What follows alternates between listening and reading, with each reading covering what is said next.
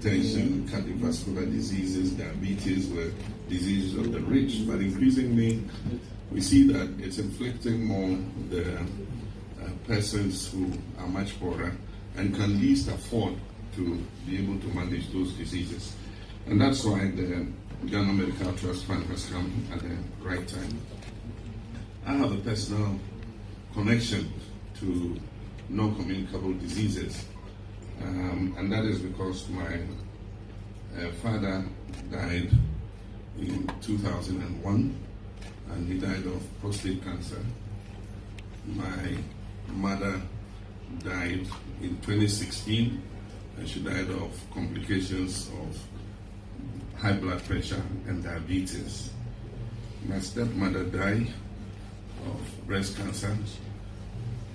I lost a friend and somebody who worked for me last year. We celebrated 1 year since she passed. I'm sure most of you know Mahama Cares.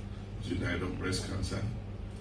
And currently, I have a staff in my office whose son is in his 30s and is on dialysis, is suffering kidney failure.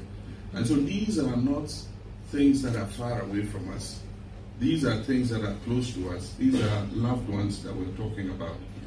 And so like prosciuttis, and we must not see them as statistics. We must see them as real lives that we need to touch and help.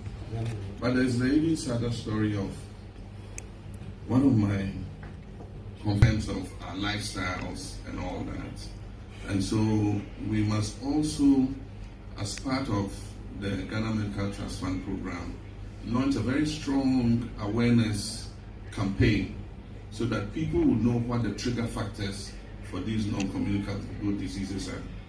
I understand that some of them are genetic because you can inherit it from your parents in your genes, but a far greater number are lifestyle diseases. They are acquired, they are not genetic. And so if people just know what their disposition is and they are able to make changes in their lifestyle, I'm sure that we should be able to bring down the level of disease burden that we currently are seeing. I want to thank our brother from Calbank for the very good testament he made about the need for support by corporate Ghana in this particular exercise. And I want to encourage corporate Ghana, businesses, the mines, the banks, and all the other companies that this Ghana Medical Trust Fund program is coming. Those it's coming to help are your clients who save their money in your banks. They are clients who do business with you.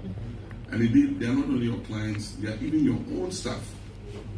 Some of your staff have died, from breast cancers and diabetes and all that.